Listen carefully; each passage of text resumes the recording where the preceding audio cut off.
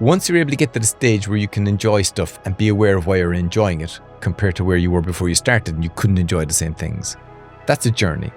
That's an awareness. These are epiphanies.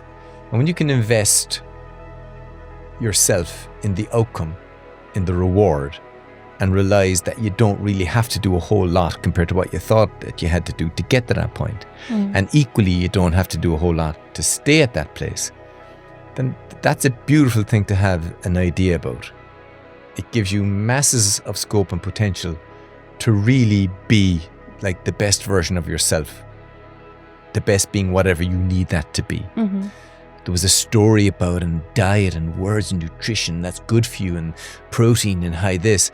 To now manifestly see what that all means in terms of your energy status, I think that's massively empowering for someone.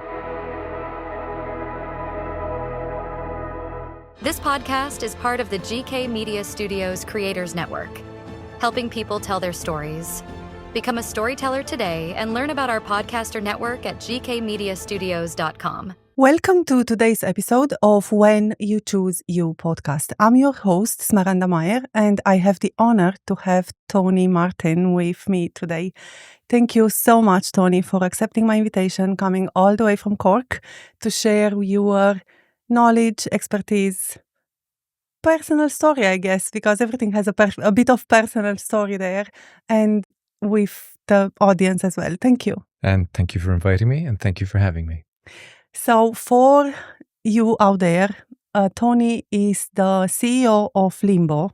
I think that's, Actually, am I correct? I am the Co-founder. Chief Research Officer, co-founder and creator of Limbo. Limbo, perfect. Because I think people are more familiar with, so that's what actually prompted me towards you when I met you virtually on LinkedIn. So you are a physiologist? Yeah. Studied in UCC Cork? Yep. A nutritionist? Yeah. Or a scientist? Scientist, yeah. I left college initially and I opened a gym straight away. So you have them all. Yeah, and that's been my life since. It's a career in the weight training game.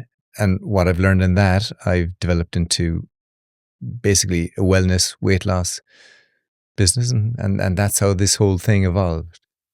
And you have the science to back that up. Well, I think the original thing with the science for me was it allowed me scope to see and question and get answers to what was going on in terms of the cause and effect of exercise on a system. What was it that was causing the reaction that gave you the result?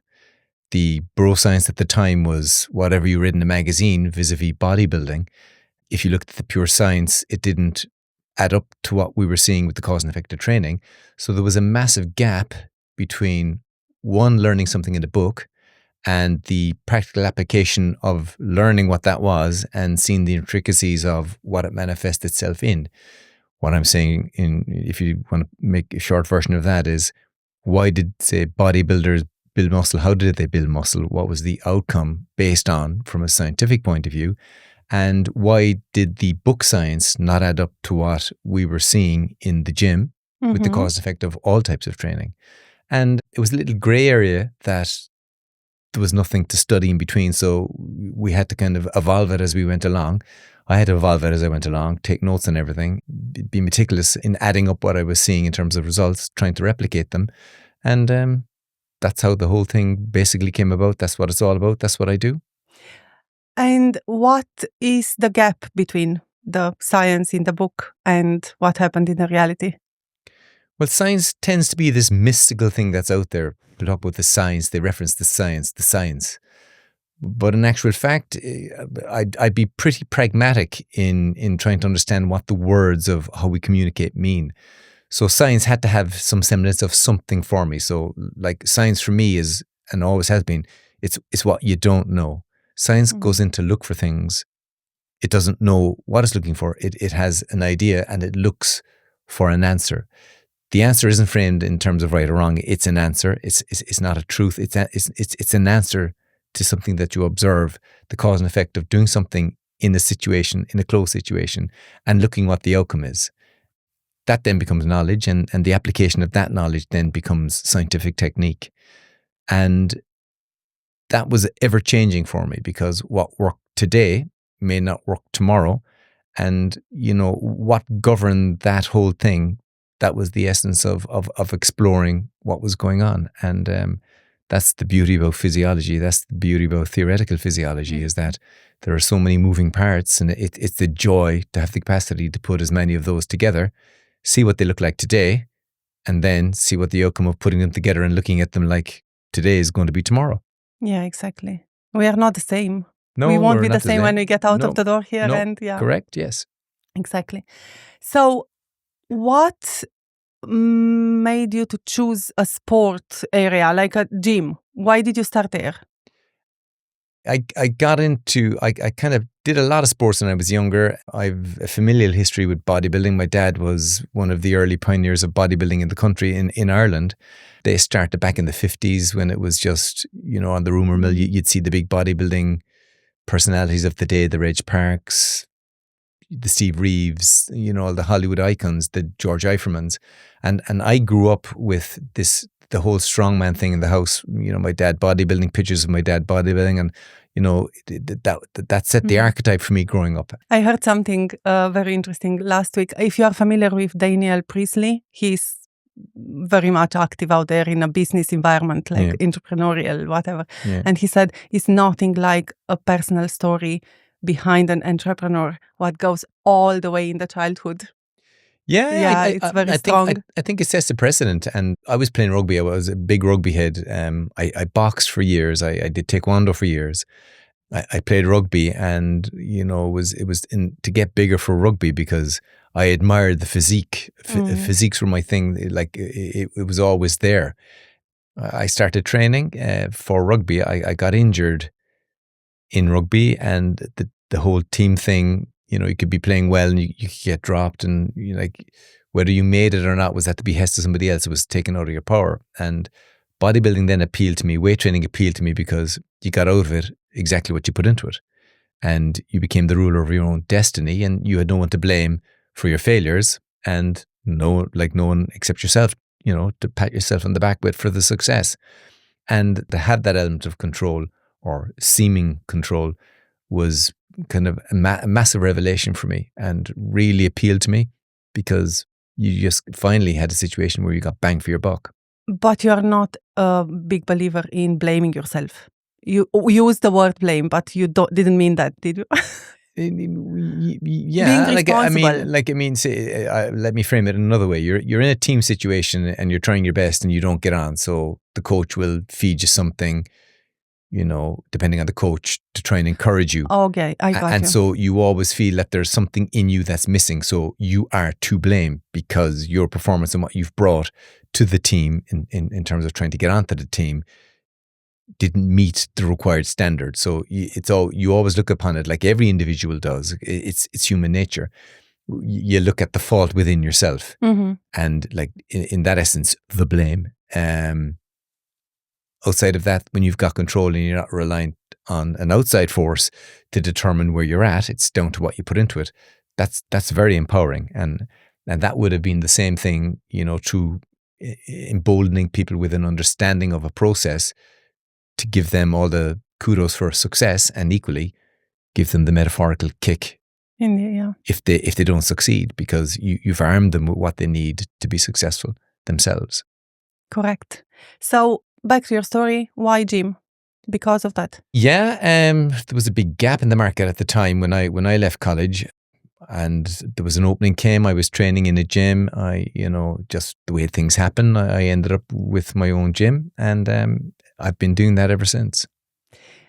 In nutrition side of things, why do you think is so much difference or discrepancy between the nutrition coaching and the gym coaching at the minute?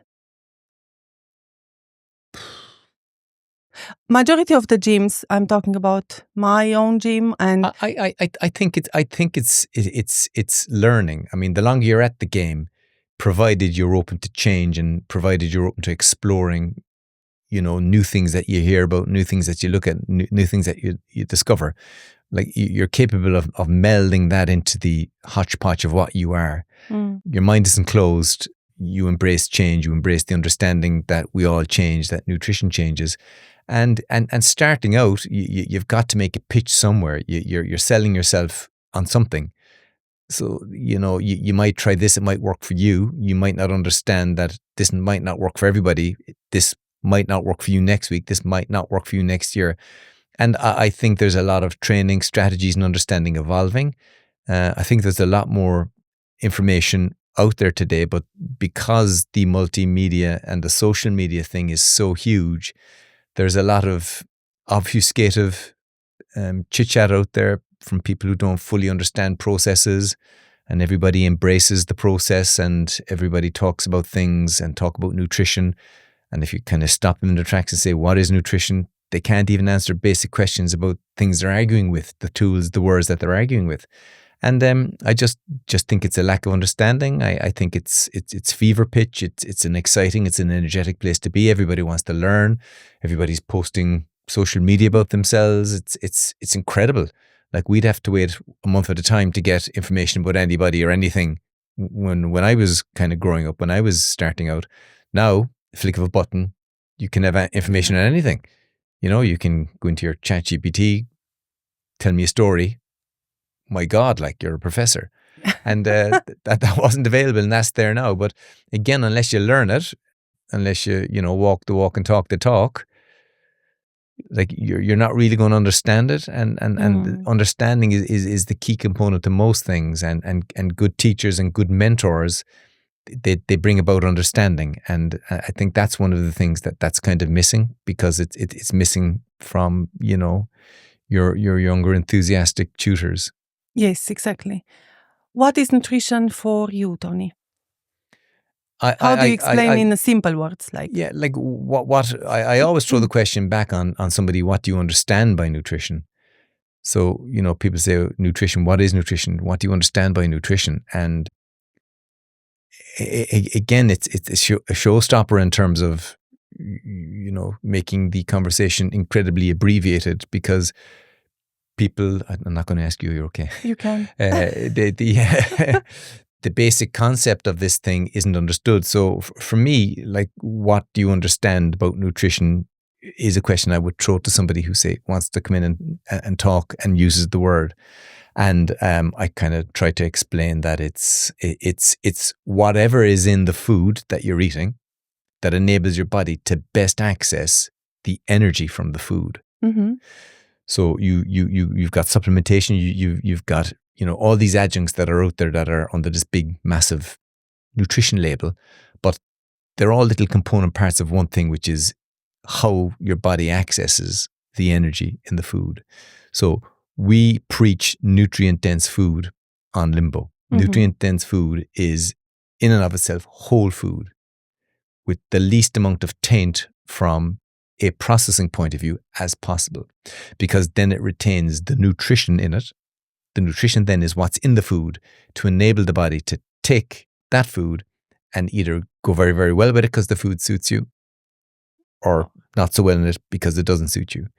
And if you look at evolution and the different niches that humanity has managed to find itself in and be in, it's down to the people like, say, Eskimos, Indians in the jungle, whatever primitives, like us included up to a couple of 100 years ago, whatever we would have found ourselves in to survive and to thrive with the energy from the food that was in those niches, tended to develop certain phenotypes of people. So that's why we've got this multiplicity of different, ethnicities based on solely on the food and the latitudes that people would have found themselves in. And these are adaptive evolved responses. So nutrition would be what was ever in the food to allow people to thrive. How do you, what is your takeaway on how nutrition lands in? So you take the food and it depends on the host? Yeah, again, if you're going to thrive and your parents thrive and everybody thrives around a certain food type, you're genetically endowed with the ability to thrive on that particular food. Stranger in a strange land, you go to Delhi, you get Delhi belly, you go here, you get this, you get that. The next people trying brand new, food strategies may get sick for a while because they don't have the component gut bacteria biome to deal with the new type of food. They may develop it, they may not, and that then will determine suitability for certain food types. Yes. Do you believe that's completely out of what I thought I'm going to ask you, but I'm going to ask you because it came up for me. Do you believe in sweet tooth? I hear that so much in my practice. I have a sweet tooth. I can do nothing about it.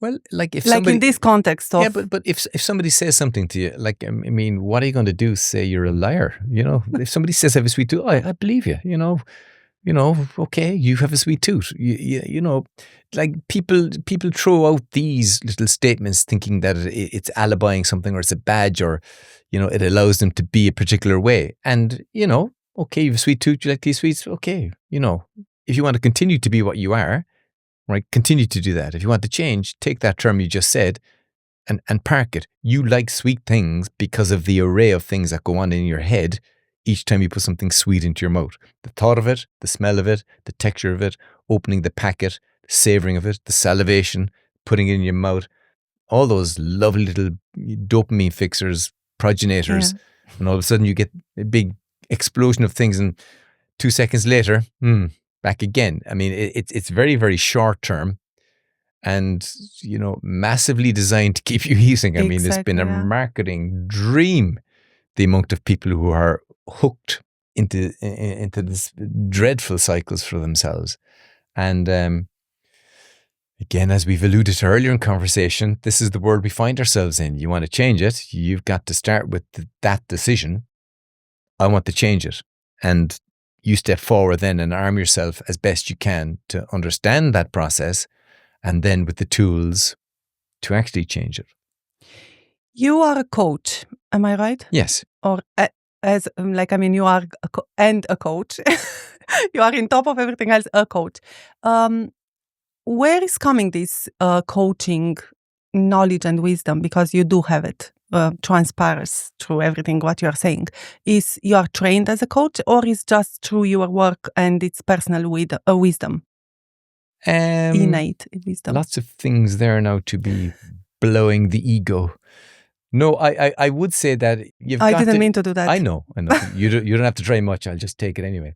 There are lots of moving parts, and I think the first thing that you've got to do is try to be a good communicator. So everybody's going to come in. There's 100 people lined up. If you say one thing to the 100 people, they'll all take a different version of that. Mm-hmm. And it's like the Chinese whisper. If they all whisper to first guy and goes around the room, it comes back different, because each person's interpretation of what you've said is down to what they are, the environment that they're in, what they're thinking at the time. There are so many little elements that are subtle that influence your line of communication, what you're saying, to how the person uptakes what you're saying, and how the person subsumes that into their own psyche and does with it what they will. The thing that wisdom confers, and the more you deal with people, the more you see this, and the better you become at body language, at signaling, at saying things, at seeing little twitches that tell you people are interested. People glaze over if you're talking too much. You just develop a way of doing it. I think good coaches have a very acute ability to do that, and that would be borne out in, say, the success of what they do, the outcome being judged as a success. And again, it's skill set, it's energy, it's interest, it's, you know, it's lots of little things, but you can't really put your hand on any one of them. But you either end up being it or not. And it's like anybody, you know, you do anything, you're either good at it or you're not. You get people who are very good at it. But like the one thing for measuring success in anything you do is, we put big store on it in the Limbo process, is conscientious engagement. The more you layer up your effort to get to your desire, the better the outcome. There was a study done a few years ago, an economic study. They were looking at something to formulate and put down formulaically what determined, or how do you measure the likelihood of success in a cohort group. And I think Finkelstein, I read it in, I think it was Freakonomics by Finkelstein. If you take, say, musicians for an example, if you have 1,000 musicians, then the formula that you apply to the 1,000 to find out who will be successful. If you have a moderate group of, say, 1,000 moderately successful, there will be, the square root of that group will be successful. So you'll have between 33 and 40 people of the 1,000 will be successful. And most of the stuff that they churn out would be pretty good. Same, you could have 1,000 restaurants, there'll be about 40 of those which will be really good. And if you look at the ingredients of what made those restaurants very good, like why did certain ones fail, why were certain musicians not good, it was down to what they did within that cohort to make them successful. And that boiled down to conscientious engagement. Like most of the top restaurants, they'd have, good stuff outside of actually serving food to bolster, the customer service, the customer awareness. They would layer things up. They'd be bringing different elements to the restaurant to keep it fresh, to keep adding to it, to keep improving it. It's the same with the the singers. They would do different things. The composers, they would do different things from others to layer up and improve what they did, which manifestly led to that improvement in outcome. And it's the same with coaching. The guy who's interested and wants to go the extra mile, like my hunger on a personal level for understanding has never stopped. It's never waned, because with physiology, like you wake up every day, you're different from what you were yesterday. So you're applying that difference to the gym. You're training one day, you're coming back in. What were the changes that, were instituted by the change, and what's that going to be resultant in today? How am I going to train today as a result of what I've done? What were the stimuli? What was the outcome of the stimuli? And they're all fascinating and interesting. And, that's just me. That's what I am. And, again, I've coached coaches, and it's the same lesson. It's the same thing. You've got to be interested in what you're doing. Yeah, totally, 100%. I was actually thinking of that this week. I can't remember exactly the day, so I'm not going to lie. That was this week, that I'm so different than I was last year. 100%, probably completely different coaching style altogether, and much easier to spot the differences there where we need to work on, or what the answers are to certain questions and whatever. But I was like, I constantly put work on myself, and I can't stop. I feel like I don't want to stop. I can't afford to stop. Yeah. And that's amazing. I mean, last year I wouldn't have thought that I'd be sitting down. I would have trekked up to Galway to do a podcast with you, and like similarly, could you have envisioned sitting down in the studio in here doing this now? No, but we set out, and I think with the best intention. If you have a massive desire for fulfillment behind what you do, I think these things happen. I think when you sit down and build a little castle around what you're doing, it's much harder to progress. It's much harder to evolve, because you're not open to it. But when you are open to it, when you're open to learning, you're constantly looking for something, and that itself is the thing that institutes change. Yes, and it prompted me to the medical system. Yeah. Because I feel like that's very much a closed institution, and we can't have our say in the process because it's so set in stones what it is. At least that's the vibe what comes. Well, I've been dealing with that for a while, and I mean, you have to understand that if you've evolved the process, and that if you're open to constant scrutiny, then you've got to put things in place to protect yourself, given the kind of litigative system and litigative environment that's there today. Unfortunately, that has to be the way.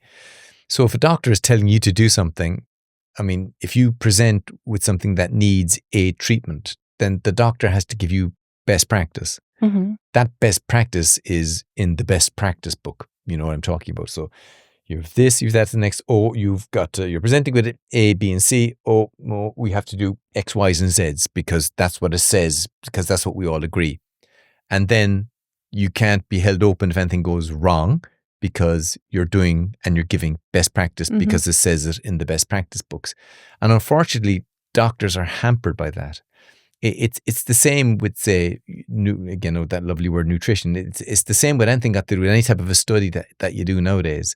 Like a lot of the studies are framed around like notional ideas of what you observe. You put it into a study situation.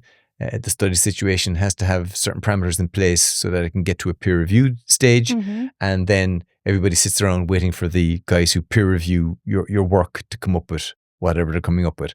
And everybody's trying to guard their space, and everybody's trying to be something within that space. And unfortunately, to get to a study, you can't do anything which would be perceived as, say, compromising the wisdom. So you can't have a notion to, say, sit down and give all these people a pure fat and coconut oil diet for 12 months. Because it's unethical, because from the base that's there, from the best practice base that's there, that could possibly kill someone. So, I know I'm being a bit extreme here now. But that's but the it's view. fascinating for me to understand that. It is the view. Like, we've gone down the rabbit hole with studies based on what we're after seeing here, with the science of what we're after seeing here. And to even get murine studies over the line, it's incredibly difficult. We had one murine study set up. It was all ready to go. It got the green light because it had a clinical application. We were going to use the information in a clinical setting with weight loss. The minute we put a commercial handle on it, gone. We couldn't do it because it was from a commercial interest point of view. So you couldn't put the mice and the rats who would have been involved in the study through the rigors for commercial gain. So in one essence, you can do it. The minute you change the scope and your approach, you can't do it. And that's the level of scrutiny, and that's the level that you're dealing with, and that's what's there. Mm-hmm. And that's why you hear so much in the doctor's practice, in general practitioners usually. You can do that if you want, but I didn't say anything. And they can't stand over it. And I mean, I've got some very good friends, they're doctors, and it's quite frustrating for them. I do a lot of work then on the side. My original process, if anybody comes to me on a personal level, it's blood test related as the start point. You're looking for, markers, metabolic markers that we look at in blood. You go and adhere to the intervention for 3 months, and then you blood test again and retest in 3 months' time, and you're able to see, is there an impact any which way on health metrics. You as physiologist, do you recommend the 3 months as a reference, or it's more than that? Longer? Well, I wouldn't have put much store in circadian rhythms when I was a little bit younger, because your body adapts to anything that you wanted it to do, so circadian rhythms didn't matter. But as you get older and you realize that they're the undercurrent to everything that goes on in your body, despite what you do, that they're still there, you realize, hey, maybe I should be working with these guys a little bit more.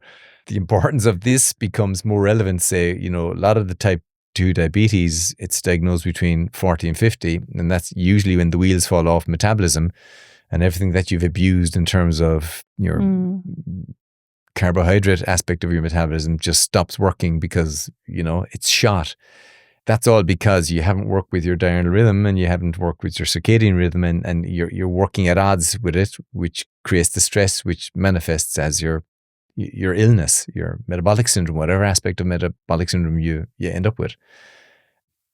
And what you need to kind of keep an eye on is how this whole thing becomes shot, where it goes, lengths of time, impacts. And what I found is that, to get back to your 3-month question, your season question, is we have distinct circadian rhythms. Mm-hmm. We have pretty distinct weekly rhythms. We have monthly rhythms. We have seasonal rhythms. We have half-yearly rhythms. We have yearly rhythms. And one that kind of poked its head up, which was quite curious for me, but there's one of the guys that I would bounce a lot of my stuff off, my thinking off, in talking about something else, we noticed that there seemed to be 10 yearly cycles of things happening. Okay. Yeah.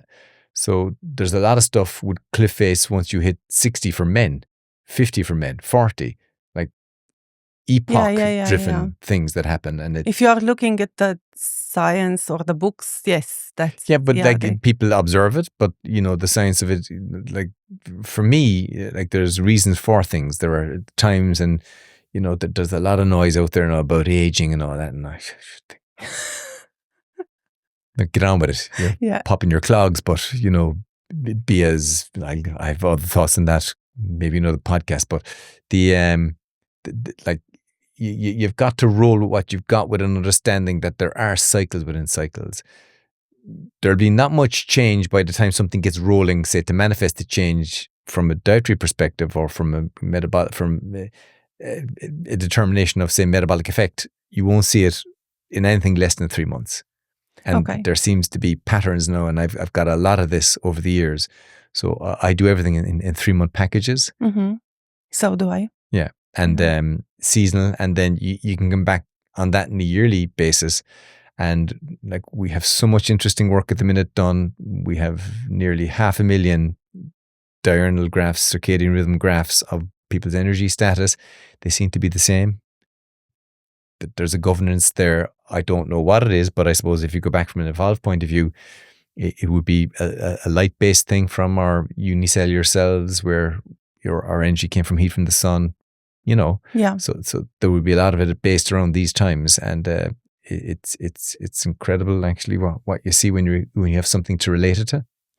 In Limbo, in the system, what's your suggestion in regard to weighing? So when are people... Again, it will be part of the conscientious engagement. The more you engage, the more you weigh, the more these things become part of your routine, then the more in your face it is. Oh, okay. Do you think that people are overdoing at any stage? Like that's like asking somebody if you think I'm beautiful. Like, it's in the eye of the beholder, Because I'm asking a curiosity. You see, I know where you're going with this. Like, well, I have an idea where you're going with it. You can develop an obsessiveness about it. Yes, exactly, yeah. And you can develop an obsessiveness just from having a CGM, a constant glucose monitor on your arm. You can put one of these little things on your hand. You can develop obsessiveness about steps. You can develop an obsession about anything. I am delighted that we touched into that. Yeah, exactly. And it's all about balance. And once you're able to get to the stage where you can enjoy stuff and be aware of why you're enjoying it, compared to where you were before you started and you couldn't enjoy the same things, that's a journey. That's an awareness. These are epiphanies. And when you can invest yourself in the outcome, in the reward, and realize that you don't really have to do a whole lot compared to what you thought that you had to do to get to that point. And equally, you don't have to do a whole lot to stay at that place, then that's a beautiful thing to have an idea about. It gives you masses of scope and potential to really be like the best version of yourself. The best being whatever you need that to be. And to have a chance, because you can now finally put a metric to something which was, ethereal, and there was a story about, and diet and words and nutrition, that's good for you, and protein and high this, to now manifestly see what that all means in terms of your energy status. I think that's massively empowering for someone. Massively empowering. The fact that you change on a day-to-day basis, a minute-to-minute basis, the fact that you can see all that, and finally it can make sense for you. It can coalesce your thinking. It can give directionality to your efforts. That's immense. That's immense. And I can remember putting on the CGM for the first time and seeing in real time what was going on. My head nearly exploded. It put so much together for me. Wow. It was an epiphany. Like I'm still riding that wave since. It's been incredible. Now, I've had a few with regards, say, metabolism and stuff that I would have done over the years, but this must rank as one of the big ones because it still resonates with me 8 and 9 years later. Wow. So I have a few questions lining on the queue. Limbo. Why is called Limbo and what it is? Don't tell me that you didn't think that I'm going to ask that. Well, I muse about it. Like myself, the guy I was working with at the start was a guy called Pat Phelan, who is an unbelievable character. He was very overweight at the time, pre-diabetic. It was at the start of COVID. He was coming into me. I was CGMing, and I was keeping an eye on my CGM with a handheld monitor and just looking at what was going on. I had a couple of clients lined up, and I was looking at what they were going on. I was looking at their history so I could come in and see what they were doing, and they couldn't lie to me. And, it was an incredible tool for me, even at that rudimentary stage, to measure compliance. So CGM for the public is constant glucose monitor. Constant glucose monitor, yes. Okay. It's a small little monitor with a filament that kind of sticks into your subcutaneous skin and monitors the glucose concentration in that intracellular space, very, very tightly aligned to your circulating blood. So if there's any change, it monitors it relatively instantly.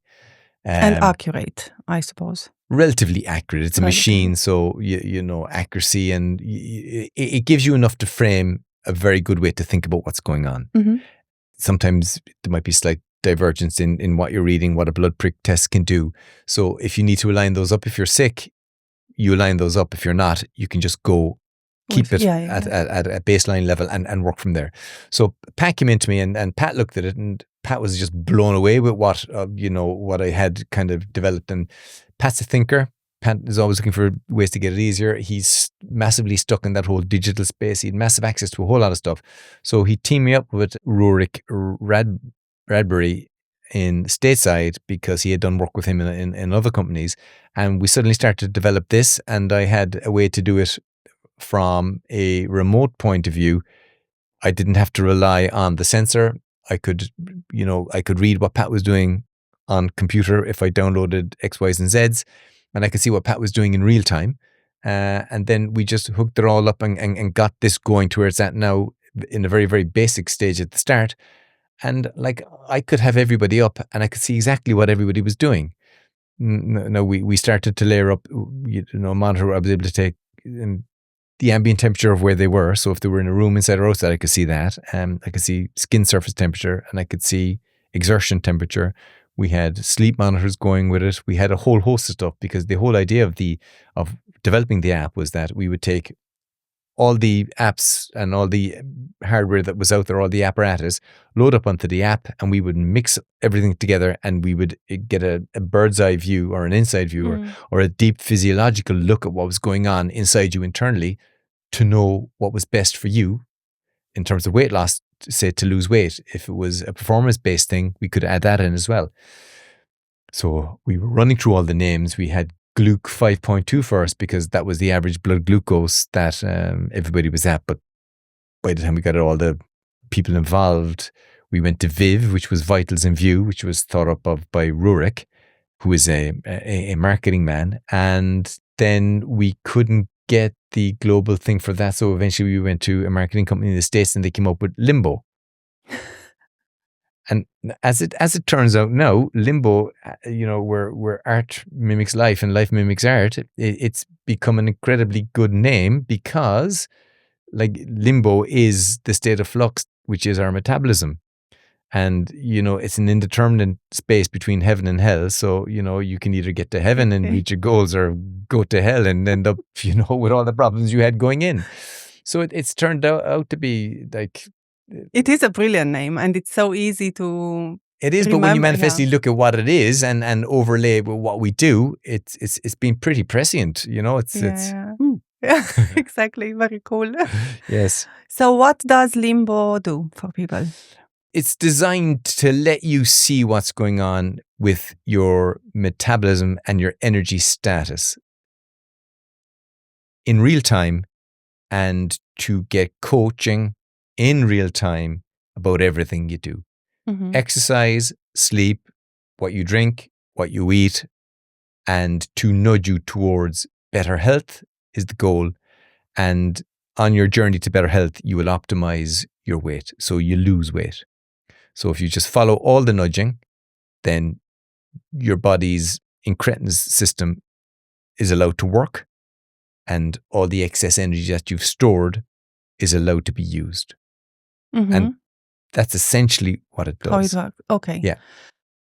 How do you coach someone with Limbo? Because I guess it's not only the reading, the monitoring is what it's in real time. So you've got your phone. Anything you do, you enter. It's seen in real time by the analyst, by Limbo, and it gives you a response.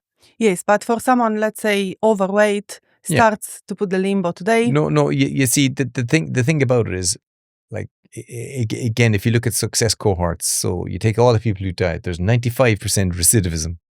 Mm-hmm. So 95% of people who lose weight put it back on again within 3 years. Yeah. That's a metric I've seen out there. like I'm not going to perish on the rocks of its veracity, but that's the figure that's thrown out. And the reason I accept that is because it ties in with Finkelstein's equation on success in cohort groups. So the 5 people who are successful end up getting involved in the weight loss game. Yes. And they stay there and they become preachers and gurus and mentors and Instagram stars and TikTok stars. And then what happens? And then what happens is you're in that position where you've tried a lot of things, and it's always been what you've been told. So it's always been out here, away from you. And like you get a lot of people, and I get a lot of people in, and I look and they're falling on every word that comes out of your mouth. And I think that's very unfair on the person, because like you are the conduit of their health, and it has the words have to come out of your mouth. And, I think that's a very unfair situation. I like people to say, hey, there you go. This is the power for you to change your life. It's in your hands. It's a tool.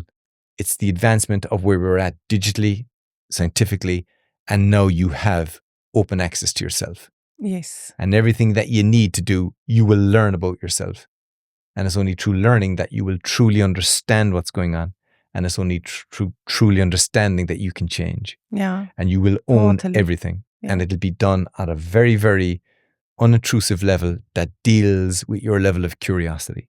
Yes, exactly. So and it's your own data. It is. Yeah. And so if you want to deep dive with it, we're here to swim with you, to take you down to the depths you need to go to. And if you just want to be on the surface and just monitor your line and, keep it there through good choices, then we will there, and we will nudge you and bat you in the direction of your goal. So we set your goal. I want to lose X amount. You're starting with, where do you want to go? Boom. We'll help you get there as best you can. So you can be like the percentile, the some of the weight loss is off the charts, but they'd be the golden. They're adhering to everything. They really are invested. They're hugely invested. Make a big effort.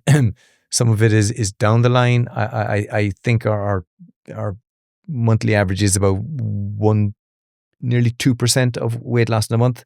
So in terms of what's out there and what's deliverable, there's no one anywhere near us. We're up to 6% weight loss then in 3 months, which is pretty unprecedented. Wow. We're beating everything up out there that's out there. What advice or what principles do you use for nutrition? NPC, nutrient dense, protein rich, and carb conscious. Okay. And it's working, obvious. Yeah, like people need to understand what's going on when you put food in. There's this, there's loads of analogies out there. We've a pile of work now done on the website. So if you go on, all these stories are there for you. There's loads of community advice. There's, eating recipes. There's a whole pile of advice that you can take from, which the users that kind of have taken over. We've created a massive community. They've taken it over, and they're very helpful. People like it. We want you to kind of come on board. We want you to, embrace and see what's going on with yourself. We want your outcome to be, changing you in a way that you're owning all the small little minutiae of it. And that's basically it. And if you're on it, you own it, you see it, you become part of it. The more you engage, the better the outcome. The less you engage, the worse the outcome. And that's born right across the board. So we can measure engagement. We see everything. So we give you engagement scores. The higher the engagement score, the more successful you are. The less some people actually, want to, very few gain weight, but they don't engage at all. But you still have to put them in as a metric as part of your overall stat. Yes, yeah. In regard to the food, what is available on the market? It's very interesting. We are living through such interesting times. I say more positive than negative, because you have options, but it's not always easy to reach out for whole foods. Right. Our I don't want to go on the rabbit hole it's on okay. this. Like we've dealt with this. One of our execs, like he's into market. The guy he came in and he embraced it from the start. He went on the system, and suddenly, first time in his life, he was getting in shape without even trying. And he was fascinated by it, and he actually did a digital book about navigating Limbo with fast food. So it's available. Okay. Yeah, it's available. Fast Food 30. It's available on our website to our users. So, for instance, like if you were trying to adhere to a relatively clean diet, I won't say healthy or whatever, but if you were trying to adhere to a clean diet, would you imagine that you could go to McDonald's? No. Yeah. So I eat at McDonald's all the time. I go in and I order. I was saying it to Lytton. I said, come in. I said, we're going to McDonald's for dinner. He was like, what's this guy doing? So in the McDonald's, and I said, I'll have 2 triple cheeseburgers, please, plain. And then they clocked the order in, and I said, no bun, no cheese, and I got 6 meat patties. Oh, okay. Yeah. So I sat at McDonald's eating my meat patties. Now, there's an art to eating them because if you try to talk while you're eating them, you could. He was eating very healthy there, but he choked to death because they tend to break up in your mouth. And there was a few times I went purple on the floor and had to have the Heimlich maneuver administered. I'm joking. But you just got to be careful eating it because it is a little bit powdery. So, you can eschew all the, the bun, the cheese, the pickle, the ketchup. You don't have to eat it, but there's never a problem unless you say there's a problem.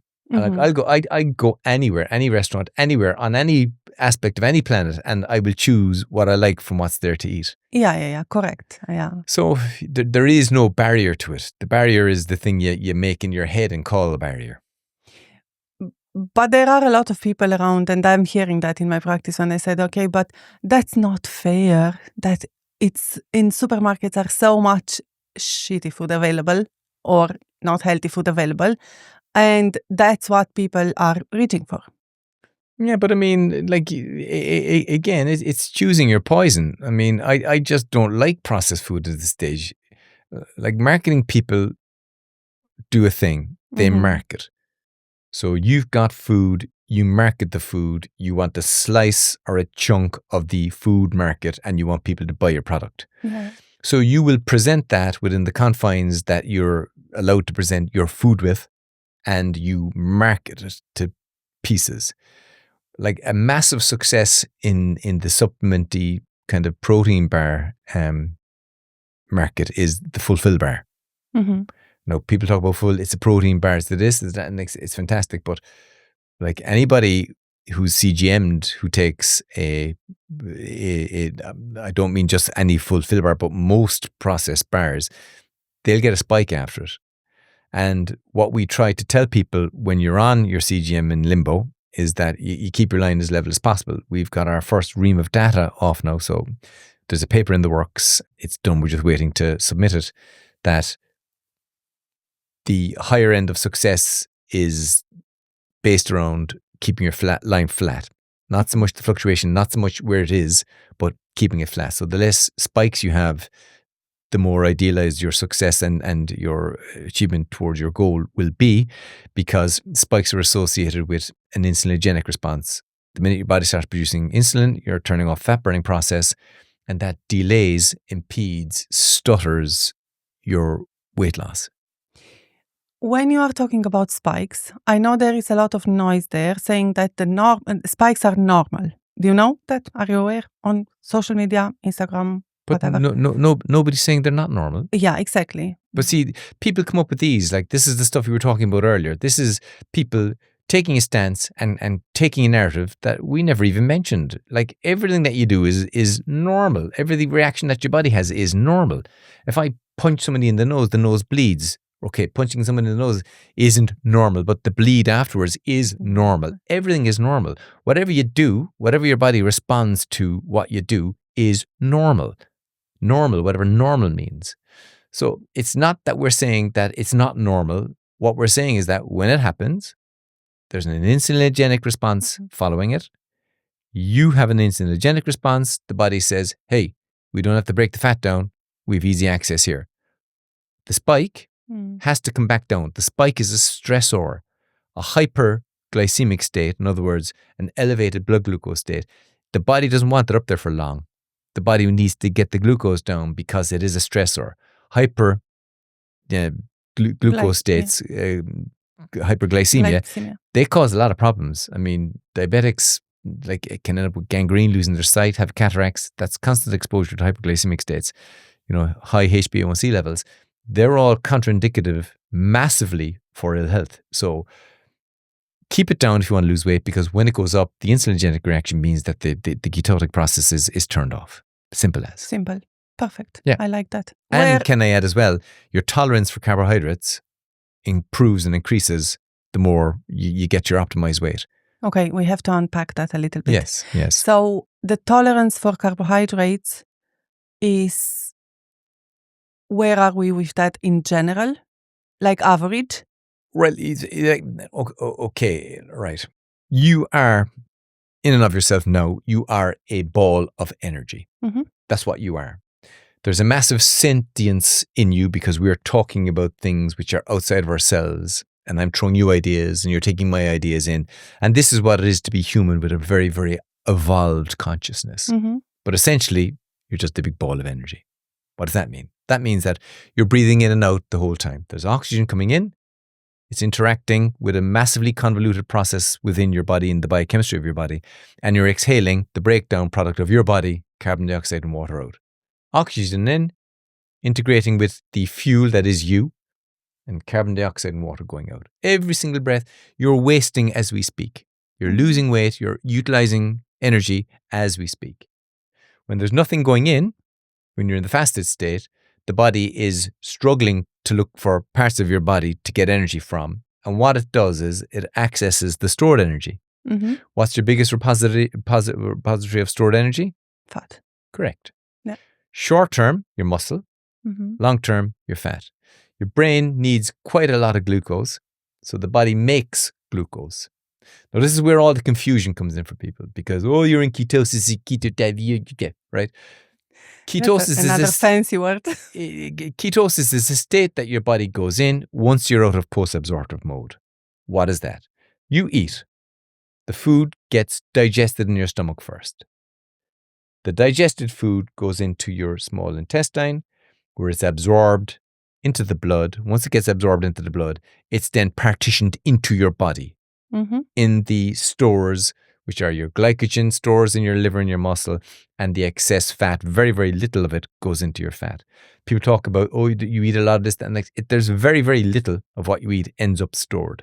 The glycogen stores are replenished quite quickly because short-term energy is your movement, so that needs to be replenished quite quickly. The liver then would be a repository for keeping your blood glucose level. So the body gauges what your blood sugar is through an incretin response between insulin and glycogen within your liver. That's all signaled in a convoluted way with your vagal nerve, etc., etc. That's a whole chapter of physiology, that we won't bore the listeners with, but it keeps it level. Once all that is drained, and once the body is turning into ketosis, the body has the signal to break fat down. Mm-hmm. So fat would be like crude oil. It's all the excess energy that your body has managed to store. It's like pushing rocks up a hill. There's a metabolic cost to storing fat that the body only does to let you use it later. It's like if you push rocks up a hill, you're pushing it into an energy negative state in terms of it's costing you energy to push it up the hill. Yeah. And then when you take the supports out of the way, it goes down the energy shunt quite easily. So energy always moves from high to low. Yes. High to low now is very, very relative, like hot to cold. You can frame it around whatever way you want to frame it, but it goes down a shunt. Energy dissipates as it comes down. So you store it as fat. The fat then gets mobilized into free floating fatty acids. They go into the bloodstream. In the bloodstream, they go to your liver. Mm-hmm. In the liver, the crude oil becomes petrol. It becomes ketone bodies. Now, people think then that the body is running on ketones. It's not really, right? What the body will do is it'll take the ketones, and within the liver still, it creates new glucose by the process called gluconeogenesis. So it either breaks down the glycogen in the liver to release, or it makes new glucose by taking protein and deanimating the protein. So you get a branched chain amino acid, you take the amino part off, which is the nitrogen, and you're left with the carboxyl group, which is formulated into glucose. That gets released into the blood, and the nitrogen gets released into the blood. You excrete the nitrogen, and your blood sugar level comes up to the level it needs to be with the gluconeogenesis. And that's the beauty about like keeping your spikes low, that the body makes what it needs if you supply enough protein in terms of the sugar that it needs. So it's a massively self-regulating process. It's so fantastic and beautiful. All you need is the ability to look at the story, and you can look at the story with Limbo. It's right there for you. Okay.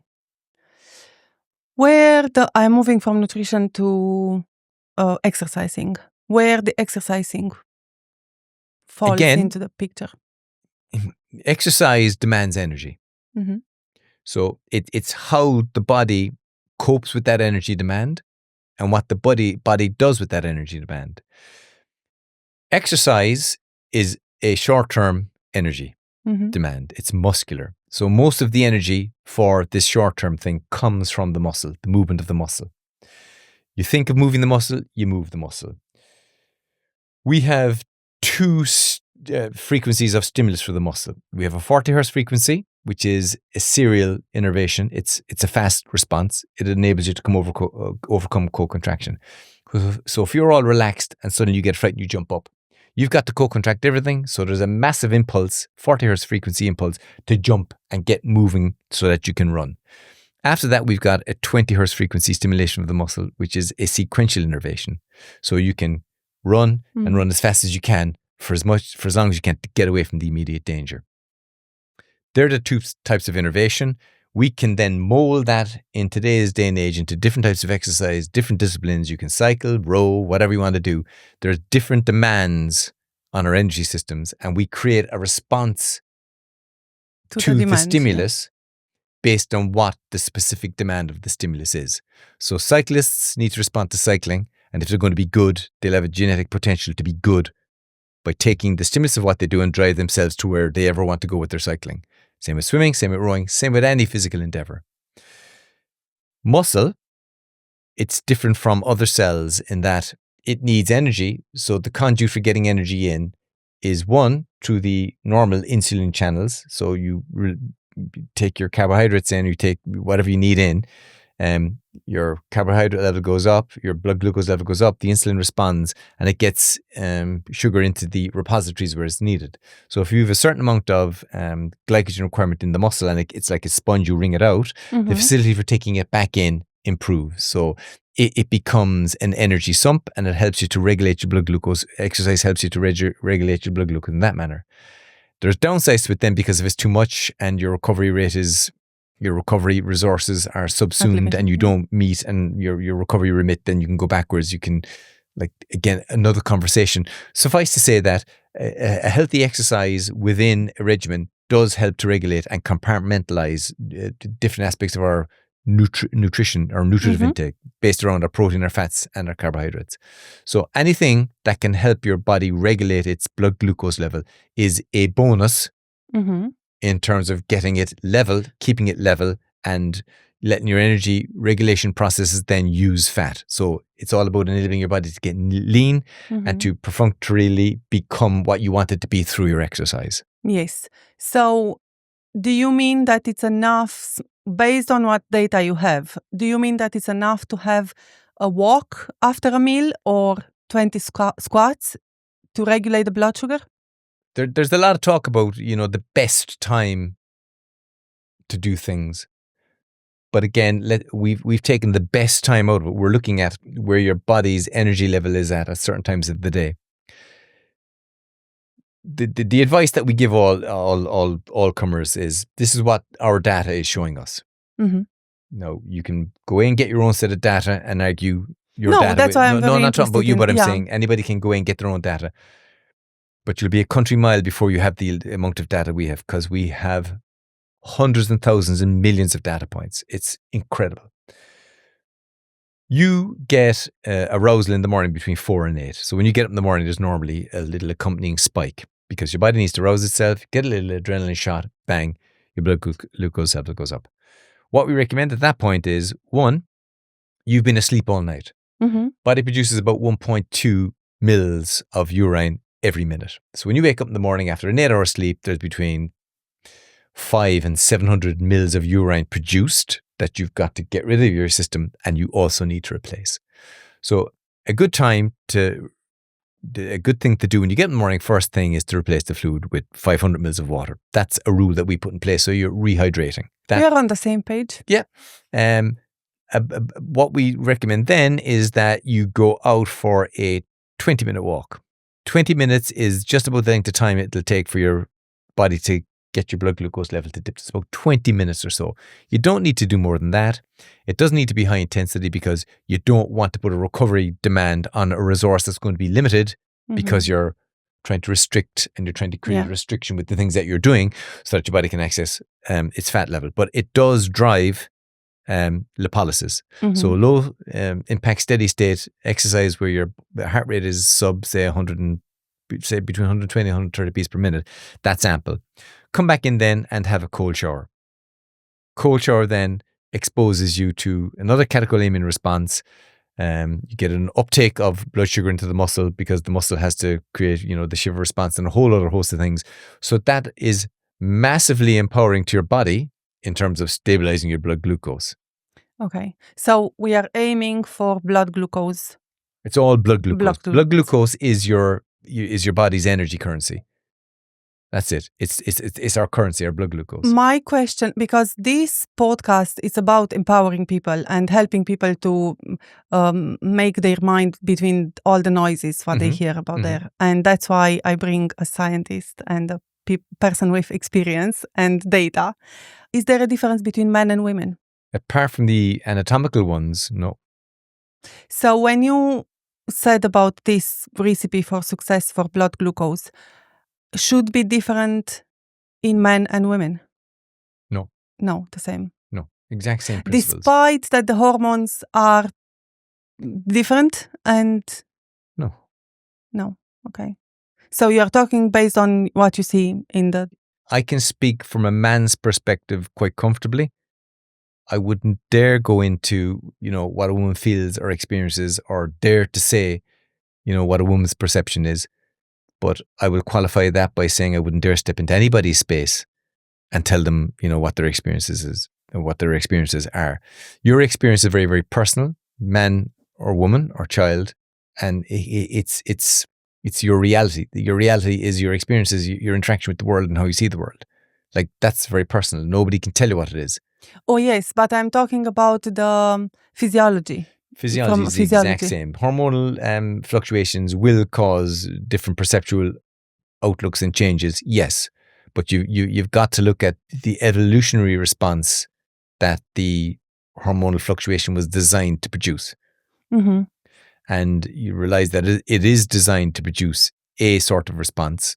So, just embrace it as much or as little as you wish and run with it. The vast majority, I would imagine, I've never experienced hormonal swings or fluctuations from a kind of from me personally in my metabolism. I've never experienced because I've encountered it. I would say that, in my facetious male garb, that sometimes it could be an excuse, whereas men are the same. We make excuses because sometimes we look for a lazy out. I think everybody's in control of every single action. I don't think anybody's compelled to act in any way. I think we've got to own our actions. We've got to own our deeds. It's what you're allowed to indulge yourself with. I think, an utter disregard for somebody else's disposition is just that. It's impolite. It's not nice. Equally, if you're bestowing kindness on somebody, you can expect it back. That's true. And other than that, do you have data in regard to the users? Are how many male, how many female? Roughly 50-50. Okay. So, you have valid backup there. And you know what? Energy status, like excessive energy status, leads to excesses of everything. Yes, exactly. The swings become more pronounced. And, I would imagine, that states that are perpetuated by continually exposing yourself to, the dopamine effects of food. In other words, sweet tooth addiction, like they're very, very real for people. How you frame it, how you think, how you move on from it needs a seismic shift in how you view it. That shift to initiate a real change needs absolute metricization or metrication. What we're producing with Limbo enables you to plug in and get answers to everything for yourself. Everything. I mean, well-being is a point, health is a point that you set outside of yourself, because if you've decided you need to go on a journey, you have an idea of what you need to be. And that's a very, very personal thing, and you should be armed as best you can to grab everything with a power to understand why you're doing what you're doing. Not just read this little paper and try that little thing and do that little thing because you're reading here and, oh God, this is fabulous. I don't really know how I got here, but I'm here, but it's fabulous. Let's party. Oh, it's all coming back on again. That's too hard. A girl's got to live. That's so funny. I am not even... Give me my Prosecco. Exactly. You didn't want to talk about your toxic male. Do you really want to talk about alcohol now? Why not? Why not? We're talking about everything. So, okay, before we wrap up, let's talk about alcohol, because it's one of my favorite topics, in the sense of I am not my fan favorite of things. It. Okay, I'm my favorite topic because I'm not encouraging anyone to if anything, I'm helping people to stop using it as a crutch, because majority of them are using it as a crutch. Smutch. I mean, all words again, little labels. Oh, it's a crutch. It's a crutch. I need it as my crutch. So, where is alcohol in Limbo? It depends on the type of alcohol you are imbibing. It depends on the time of the day you're imbibing it. It depends on your energy load. In other words, the type of food you've eaten before you've consumed. Oh, really? Oh, yeah. Like energy status is affected by everything that goes in. So your energy status, how your body deals with the load that you put in vis-a-vis the food that you've consumed, has a massive bearing on what goes forward. Okay. So if you're saturated, I never thought of that. Yeah. If you're a suitcase and you're trying to stuff stuff in and you're full, your body's busy trying to get rid of it. Now, like everything that goes in, like it's not as if you run to a certain point, bing, bing, there's your X amount of energy used, we store the rest. The body doesn't want to store it. Like oxidative levels go up, respiration goes up. We try to burn it off. Like the body will try to burn off. It doesn't have a facility really to store fat, so it tries to burn it off by stactosis. Lots of problems go on along then with, say, cholesterol and other issues when these things are kicked in, which is why, there's massive correlation between poor health and cholesterol and all that. But that's another rabbit hole, not for now, because it's much convoluted. But alcohol is an energy load. It's a different type of energy. It doesn't go directly into the normal pathways. It ends up broken down and being metabolized into an aldehyde. Alcohol is one of the only things that's a pure toxin to us. Now, people talk about, detoxing and toxins. Toxins are things that we take into ourselves that can kill on contact. No, that's an extreme version of it, but alcohol kills cells, can kill cells. So the body's got to deal with it. Like the klaxon goes off when alcohol comes in, and the liver has to get the stuff out. When the liver has to take stuff out of our system, all the other processes that the liver is involved in go on the back burner until the alcohol is dealt with. So this is why alcohol is one, not good.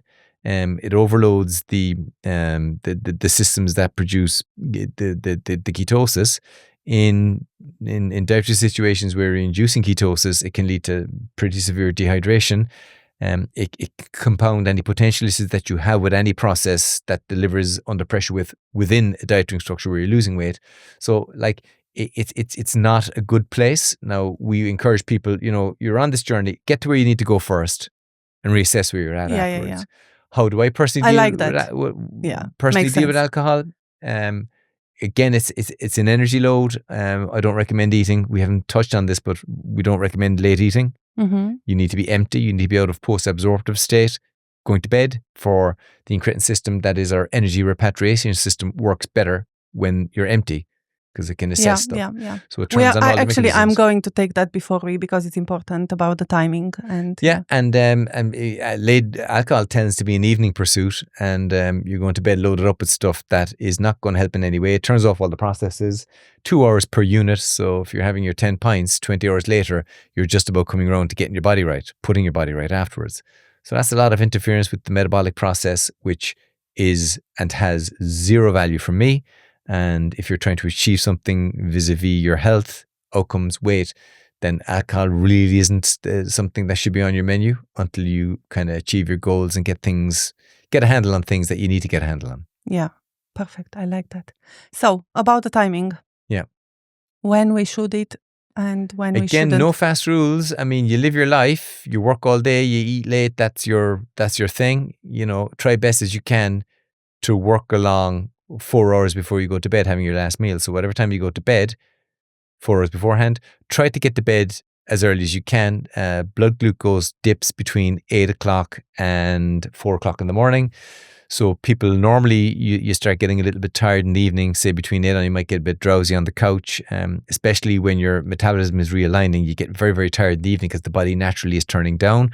Suddenly all the stuff, that normally winds you down, you're allowing it to work. Mm-hmm. But of course you want to stay up and watch the TV and do all the things and sit down and, that's the time to go to bed. You'll find then that you'll have a very, very restful sleep if you go to bed, say between 9 and 11.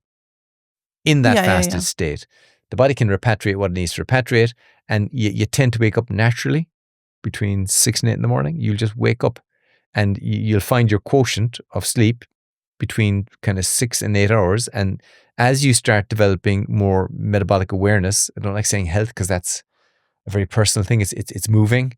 You'll see it optimizing around the 7 to 8 hour mark. Okay. So intermittent fasting or not? We all intermittently fast. You go to bed, you wake up in the morning, 4 hours after your last meal. Everything that you've eaten has been assimilated into your body, and now your body needs to access that energy. So it's accessing you. You become the energy source, and there's no energy going in, there's no food going in. So you are intermittently fasting while you sleep. If you wake up in the morning, you'll see that most people aren't hungry when you get up in the morning. I've never really met anybody who's hungry when they get up in the morning.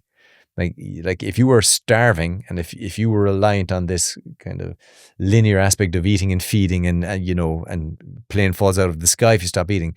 If we were like that, you'd wake up in the morning, you'd eat what was ever lying next to you. You wouldn't be able to stop yourself. You'd be compelled to tear someone's head off and eat them. Nice little way to start your day. So that doesn't happen. So you get up, you have to be in a low energy state when you get up, but you also have to be... That's very interesting. I would never thought of that. And it's so real. Yeah. And you can't walk out of sleep because you'll be eaten. I mean, we used to walk out of caves before if you didn't have your guard on. Yeah. So this is why you get that heightened awareness, heightened response with the adrenaline when you wake up in the morning, which is a very good time to get your walk in, very good time then to augment that and give yourself another little jab of adrenaline and corticolamine response, which is a cold shower. And if truth be told, most people probably don't get hungry until, your 11s is, between 10 and 11. And that correlates nicely with the little dip that we see in the circadian rhythm of your energy status, your blood glucose level.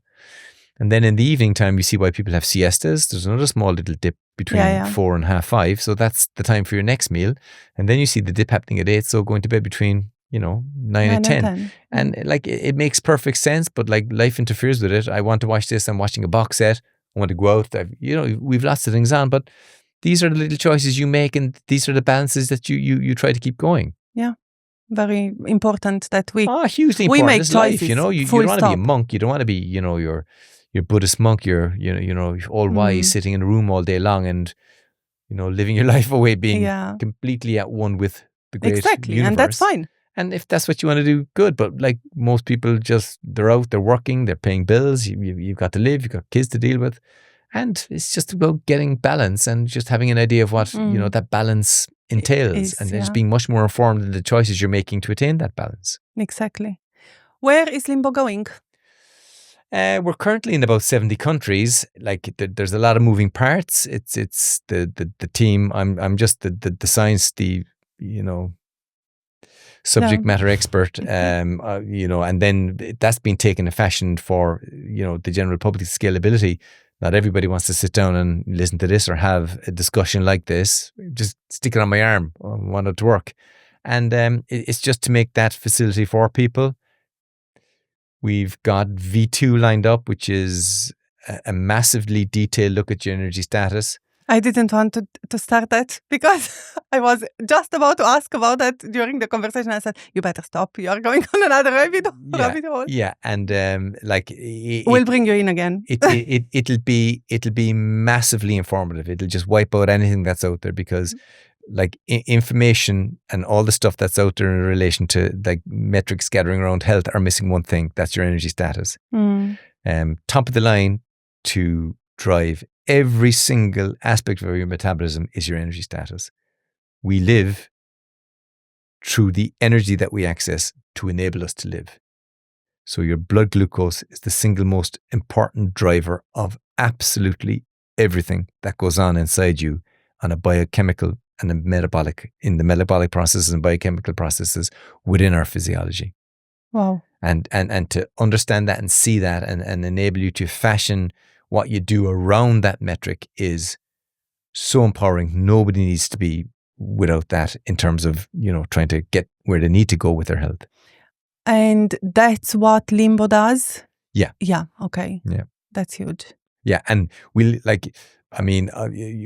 are big plans that like we can measure energy status around a lot of metrics we can't talk about now because there's stuff that we're developing. But we can measure, how much of each macronutrient, protein, carbohydrate, and fat that you need. Like that's. Oh wow. That's incredible. Exactly. Yeah, but it like we can say, you need X, Y, Z. What should you push today? Type thing. We can measure recovery status. We've got metrics for recovery status on the data that we've pulled, but we've got to develop it into V2, and it's in the process of being developed. Yeah. Thank you so much for all the knowledge and the expertise. It's been a pleasure. Thank you for allowing me to. I hope you enjoyed the conversation as much as I did. Absolutely. And I hope to see you again in this place again. Yeah, sure. Soon. I think there are so many other things we didn't cover. There's like physiology is ever growing. It's massively convoluted. I can remember, initially in my initial like physiology and biochemistry, hearing about entropy. And, never really getting a handle on entropy until, again, one of the epiphanies like that entropy was chaos. Mm-hmm. And chaos is something that you can't measure.